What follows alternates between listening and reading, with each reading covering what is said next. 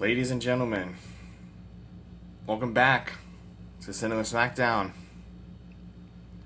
It is finally that time of the year. It is WrestleMania week. And there is so much happening this weekend. The Andre the Giant Memorial Battle Royal is slated for this Friday night on Smackdown, which doesn't make much sense to me right now, especially since WrestleMania is going back to not only airing live at 7 instead of 8, but having a 2-hour kickoff show, and yet they can't squeeze in the Andre the Giant Battle Royal, or even maybe bring back the Women's Battle Royal, because we've only had 2 in 2018, 2019, but I don't control the booking. But yeah, Andre the Giant Memorial Battle Royal, and a whole lot more going down this Friday night on SmackDown. Immediately following SmackDown is the Hall of Fame on Peacock. Saturday, we have NXT Stand and Deliver at high noon, with the kickoff show beginning at 11. Then WrestleMania Saturday, and then WrestleMania Sunday, followed by the legendary Raw After Mania, which I want to say the Raw After Mania track record may not be so perfect, but with how good the WWE product has been lately, I'm not saying I have high hopes. I'm just hoping that the Raw After Mania this year is a good one. And when it comes to any returns or call-ups, we already know that Braun Breaker is signed to SmackDown. Carmelo Hayes, after Stand and Deliver, is definitely going to SmackDown afterward. Baron Corbin, I'm not so sure. Other superstars in NXT that could get called up, I think might happen during the draft, should that happen again this year, prior to Backlash in France. But that's then. Today, I want to break down everything that is happening on Stand and Deliver and WrestleMania as of this past Friday on SmackDown. Before we get into everything happening on WrestleMania weekend, I want to quickly talk about my thoughts on Ghostbusters Frozen Empire and Godzilla x Kong The New Empire. Starting with Ghostbusters, I think with this new generation in the franchise, it's not a dull moment with them. Both Afterlife and Frozen Empire, with this cast of Paul Rudd, Carrie Coon, Finn Wolfhard, McKenna Grace, easily entertaining, especially in Frozen Empire. I can get it why some people say it may not be the best, but I think we can all agree that Afterlife, especially Frozen Empire, are both very enjoyable movies. And with Frozen Empire basically being centered around Phoebe Spangler, McKenna Grace's character, more in this film, this one basically sets itself up as kind of a coming-of-age story and introducing a new villain. That was something that I thought was a brilliant idea. Wish it could have gotten more screen time, but I mean, overall, I really enjoyed myself watching Ghostbusters. I mean, I've seen it 3 times in theaters already. So, I mean, I do recommend fun for the whole family. So, go see Ghostbusters in theaters now. And then, movie that just came out a couple days ago, Godzilla x Kong The New Empire. If you were to ask me which of these 2 movies was more entertaining, I would have easily favored it towards Godzilla x Kong The New Empire. Although a con that people might say about this movie is that it's a little bit cartoony, but that's just because people are looking at this movie and then looking at Godzilla -1. Those 2 are completely separate, totally different universes. One's by Warner Bros. Another movie is from a team in Japan. completely different production company. So obviously this one's not going to be as stellar and legendary as Minus One, but it is insanely entertaining, and it's a bit more of a Kong movie rather than Godzilla and Kong. But we still get to see them tag team against Scar King and that mini Kong. That mini Kong is my favorite. If you've seen it in the movie, you probably know why. But maybe not for the reasons that some of you may think. There was just one moment in the movie where Kong discovers this new realm in Hollow Earth, and that's where we get introduced to Zuko, is his name. That's Suko, not like Prince Zuko in Avatar. This is Suko. And during that scene, there was just one moment where I thought was absolutely hilarious. If you haven't seen it, you've gotta go watch Godzilla x Kong. Also, we've all saw that gauntlet that Kong had in the trailer. I just never thought the moment in the movie where we would actually be getting it, I'd be listening to Kiss, of all classic rock bands. Wasn't expecting it. Overall, Godzilla x Kong is a wildly entertaining movie. Again, fun for the whole family, and it will be worth the time you take. Let's start things off with NXT Stand and Deliver, which is slated to be the biggest stand and deliver in NXT's history. And I can somewhat agree with that. So let's run down some of the matches that we have. Before we get into what's already made official, Joe Gacy recently took to Twitter pitching to Ava about him having a kickoff show match in Philadelphia against Shawn Spears. So there is a potential that this coming Saturday at Stand and Deliver, we will have Joe Gacy versus Shawn Spears on the kickoff show, which will be airing live on Peacock at 11 a.m. Eastern Time. On the main card, we have what I think will definitely be a contender for match of the night. Obafemi will be defending the NXT North American Championship against both Dijak and Josh Briggs in a triple threat match. Obafemi, in the short time he's been here since the breakout tournament, and then cashing it in the next week to become North American Champion, has been absolutely dominating with no signs of slowing down. Every time he's in that ring, he's playing with his food, but two, he just keeps proving every single time he competes why no one can stop him. I was recently out at NXT Sanford show back on the 22nd, and he was fighting Dante Chen. Dante didn't have a chance. There were a few moments where it looked like he would win, but Obafemi walked out as the NXT North American Champion. And I'll be honest, this is going to be a good fight, but no one right now can stop Obafemi. His time in NXT and his reign as champion is still just getting started. Like, we're right now scratching the surface. That is going to be a good match. And then we have this rivalry between Roxanne Perez and Lyra Valkyria that is getting pretty freaking personal. But look, say what you want about Roxanne Perez, and you may not like what I have to say, but I just cannot get behind Roxanne at all.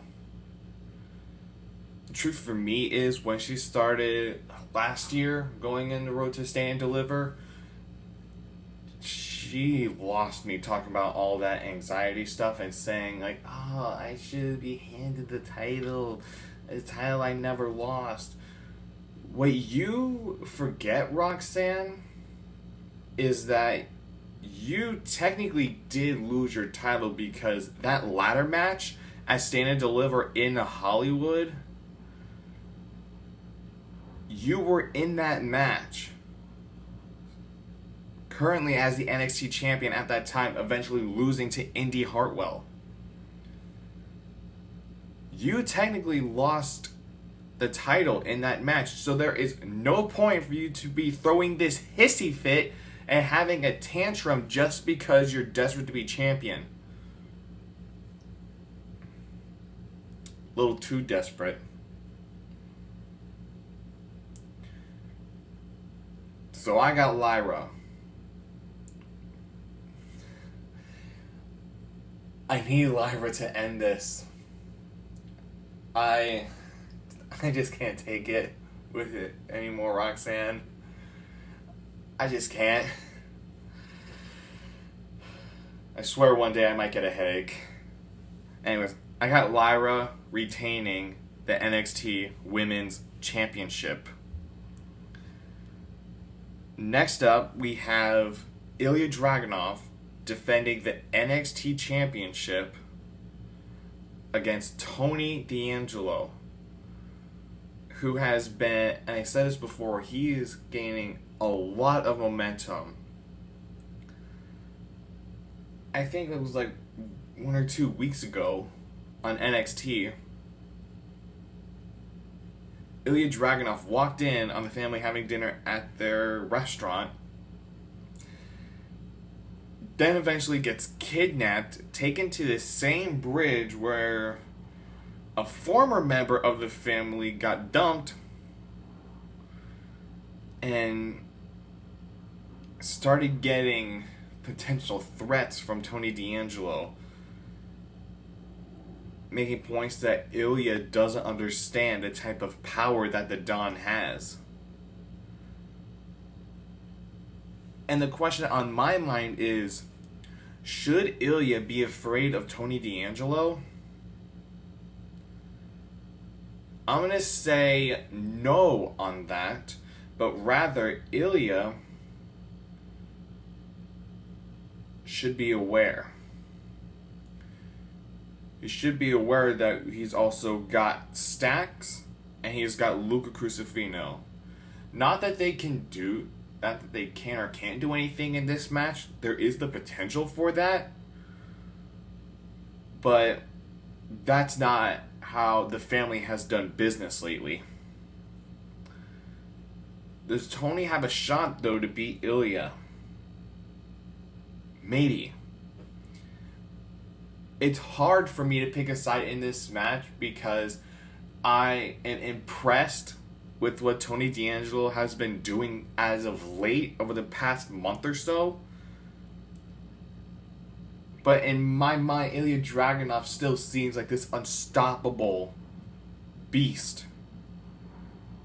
And if you ask me, Ilya is the real final boss,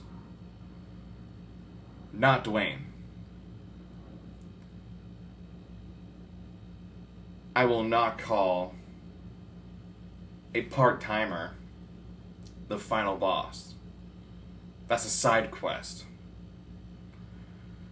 Ilya, I feel, is the final boss at NXT, and Tony may just be that guy to beat Ilya and win the NXT Championship.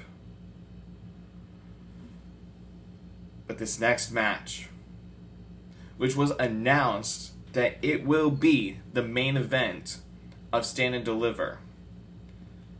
These two men will go face to face one more time this Tuesday on NXT.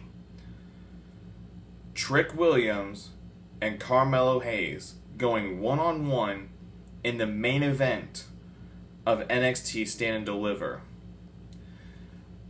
This past Tuesday, we got our latest addition into a little series called Prime Target, where NXT takes an in-depth look at some of their personal and highly anticipated rivalries going into NXT premium live events and their biggest stages.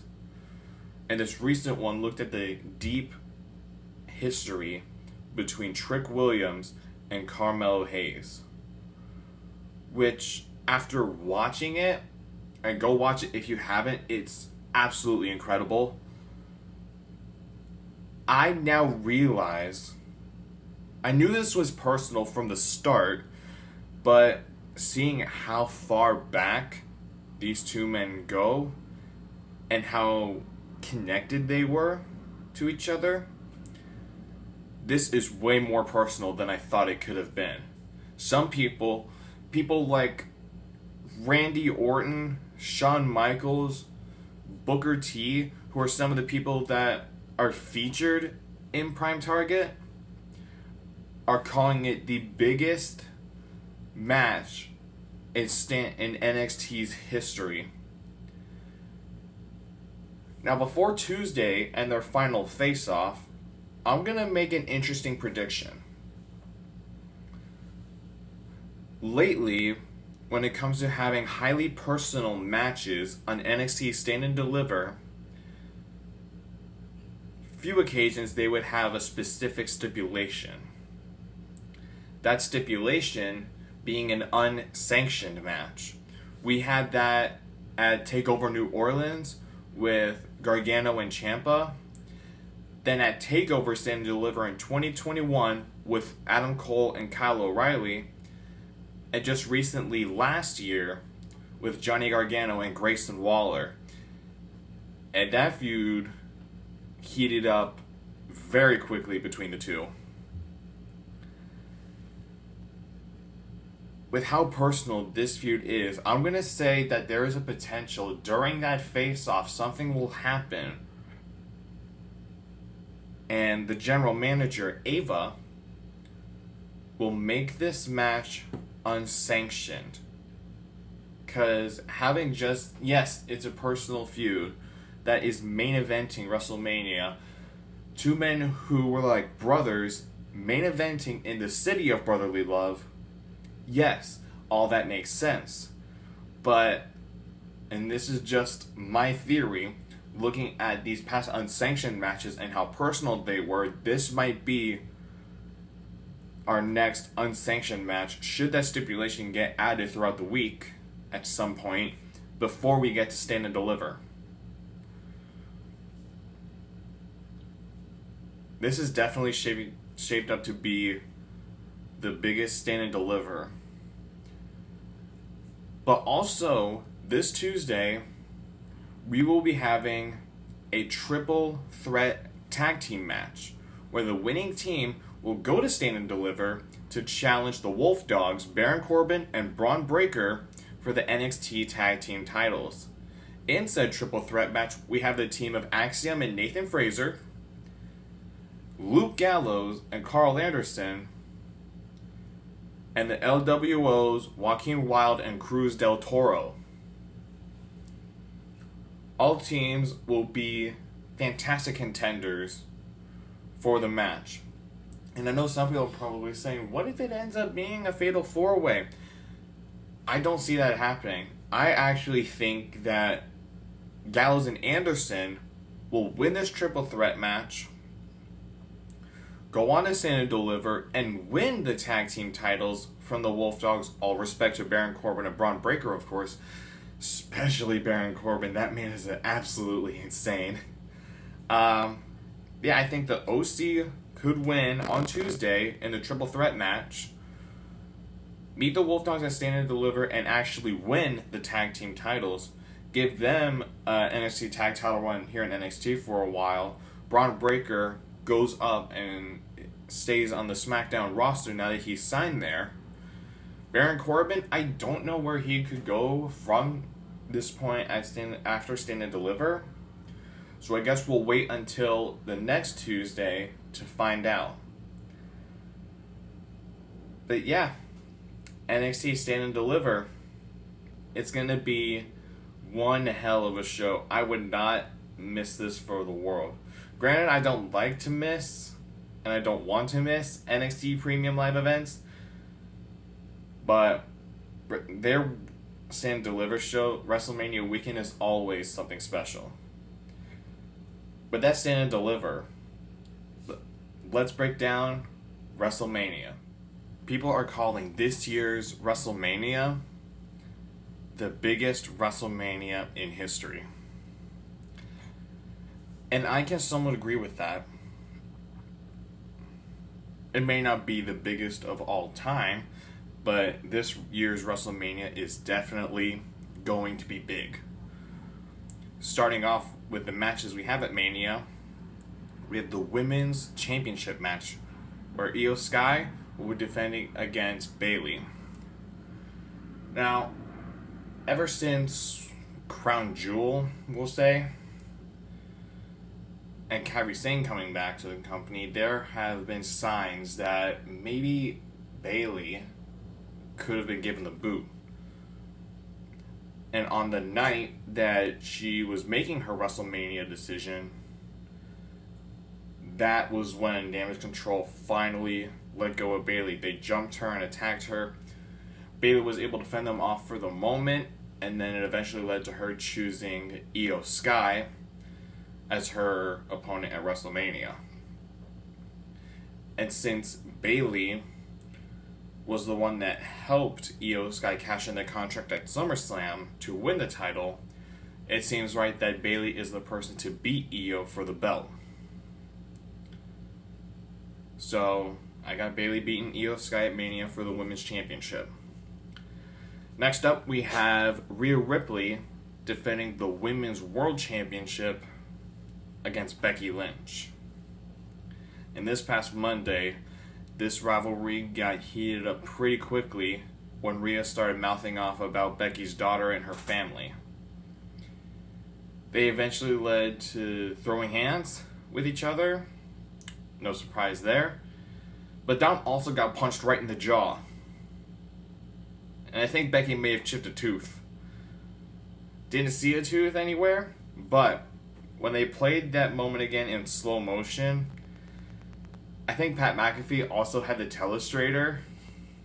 Yes, he did. Pat McAfee did have the telestrator when they were looking back at that punch, which was always entertaining. But yeah, Becky connected on the jaw, like right here. So, after WrestleMania, Dom's going to the dentist. Simply put.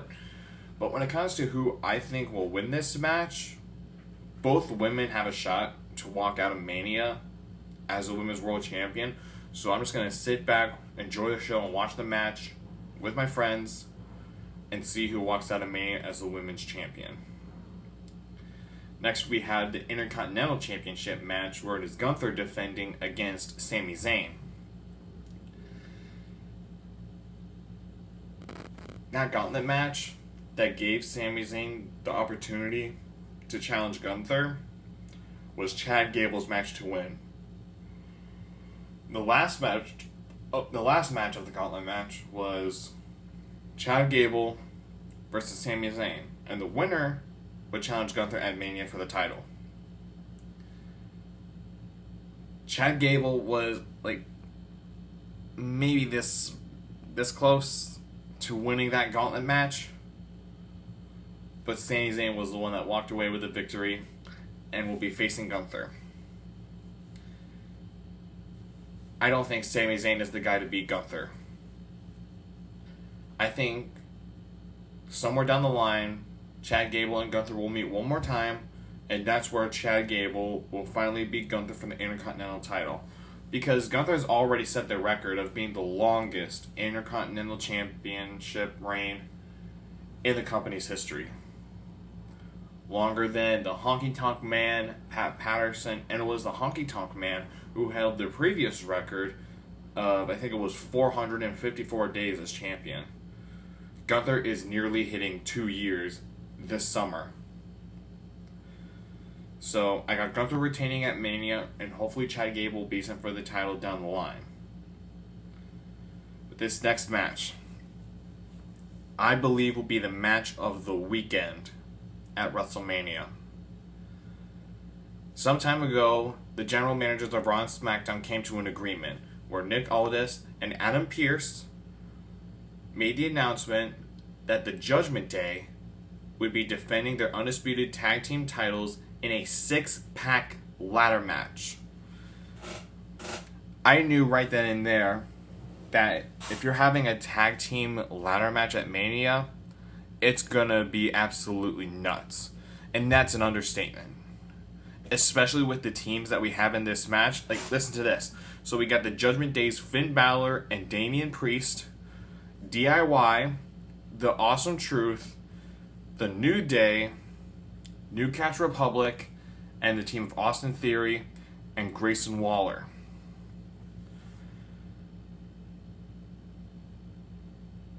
All these teams have a shot at winning the titles.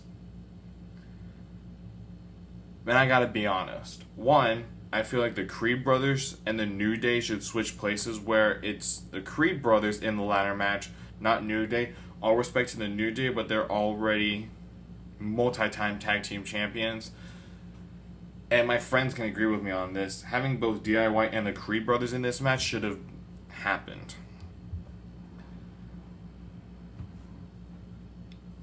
But all these teams, it's hard to choose who I want to win. Not just the fact that there's 6 teams in this match, but because of what these teams will be able to do in this match will be absolutely insane. I'm just gonna be sitting on the couch with my jaw on the floor for like maybe 25 minutes or however long they let this match go. Please let this match go for about a half hour. So, I can't pick a winner in this match, but I will say this.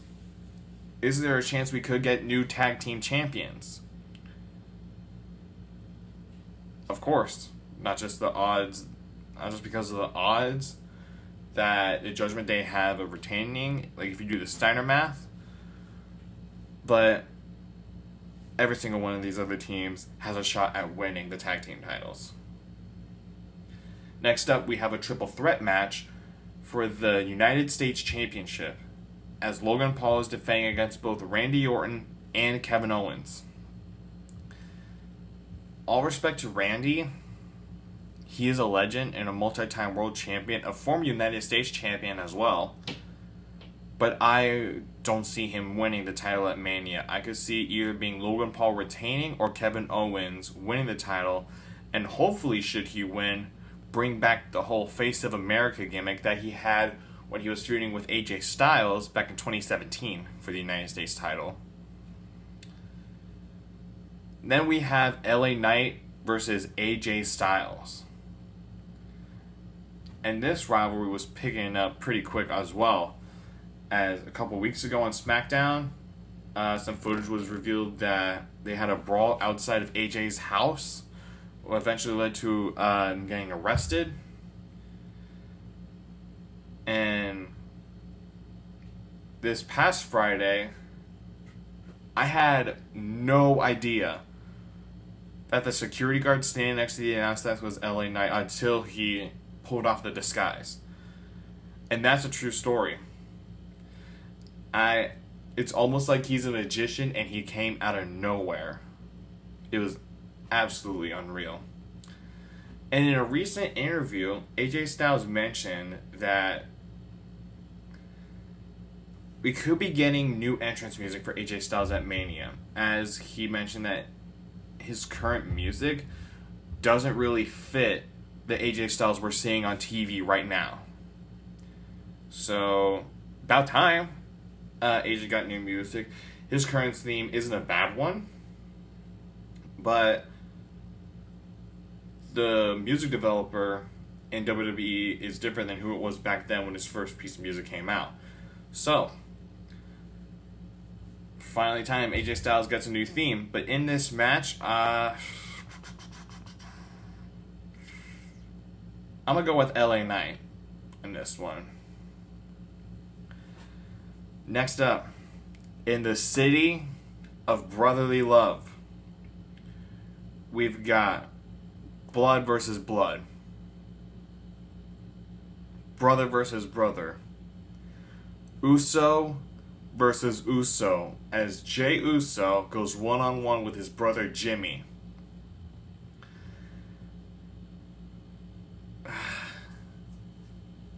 I've asked my friends who needs the win more, and they were saying Jimmy. But I got Jey winning, and here is my logic behind it all. In my family, I'm the middle child. In Jay's family, he's the middle child.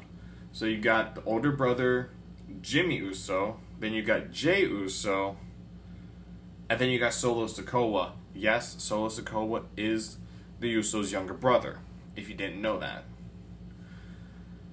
So, middle child to middle child, I got Jey Uso winning. And yes, that logic sounds stupid as hell, but I stand by that.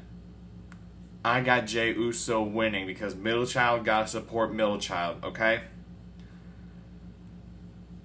Next match, tag team action, where we have the team of Rey Mysterio and the newest member of the LWO, Dragon Lee, making his WrestleMania debut against the team of Dominic Mysterio and Legado del Fantasma's Santos Escobar. There's gonna be a lot of high flying in this match, especially when you have really all these men.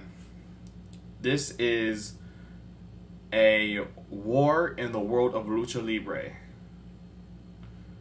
where you have stars from the past, present, and the future all in this match.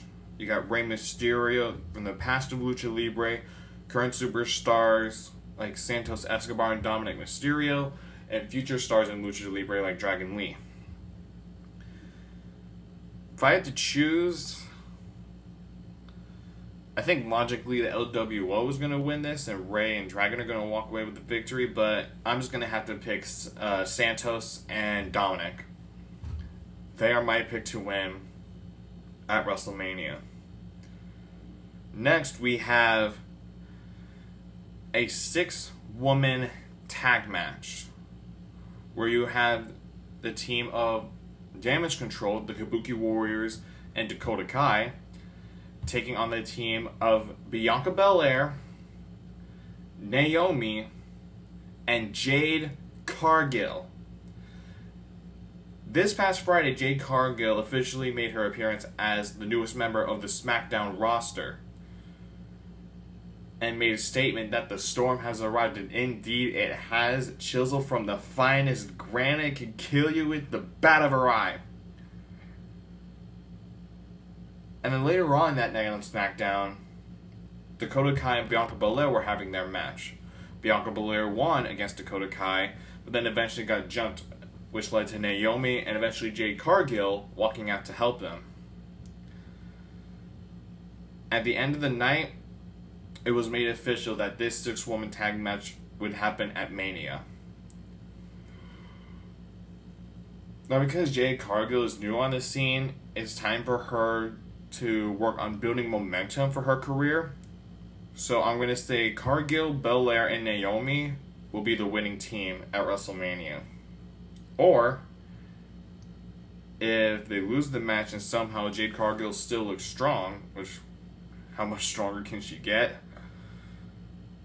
Then I would say it wouldn't make her lose momentum, if that were to happen. But I got Cargill, Belair, and Naomi winning at WrestleMania. Now, the main event of Night 1, we had the team of Cody Rhodes and the World Heavyweight Champion Seth Rollins taking on the team of Roman Reigns and The Rock. The Rock making his in-ring WrestleMania return since WrestleMania 32, when he had that 6-second squash match against Eric Rowan. And this match has some major stakes as we head into WrestleMania Sunday, The Rock stated that if Cody and Seth can beat them in the night 1 main event, then Cody's match with Roman on night 2 will be free of the bloodline. But should The Rock and Roman win, it's bloodline rules, anything goes, and The Rock specifically said that he will do everything he can to make sure Cody Rhodes does not win and finish his story.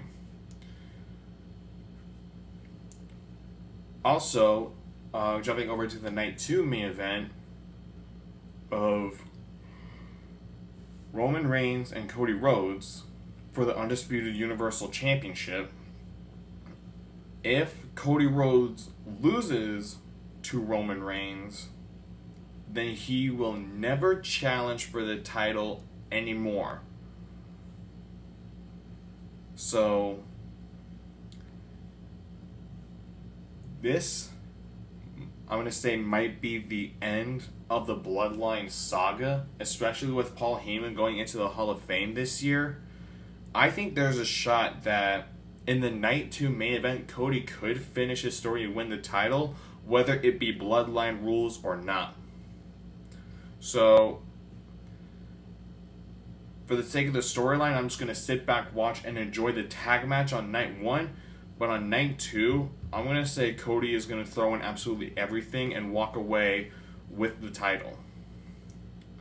Our other match that's official for night 2 is the World Heavyweight Championship match between Drew McIntyre and Seth Rollins, the defending champion. Here's my thoughts about this. The tag match main event on night 1 is going to be absolutely insane. But that also means that the next night, Rollins may not be going into his title defense at 100%, giving more the advantage to Drew McIntyre. Now, whether McIntyre has the advantage or not, I still feel like McIntyre is going to win the World Heavyweight title. That way, Seth Rollins can go home, take care of his bad back, and his knee may not be at 100%, and he could finally heal up to 100% and come back better than ever. Besides, I don't think Seth Rollins has to make it to 1 year as World Heavyweight Champion, as he won it last May at Night of Champions. So I got Drew McIntyre winning the World Heavyweight Championship at WrestleMania. Oh man, that is a lot going down in Philly. That'll do it this week, ladies and gentlemen. Don't forget to tune into Peacock this weekend for the Hall of Fame, Stand and Deliver, and WrestleMania Saturday and Sunday. I'll see you guys next week.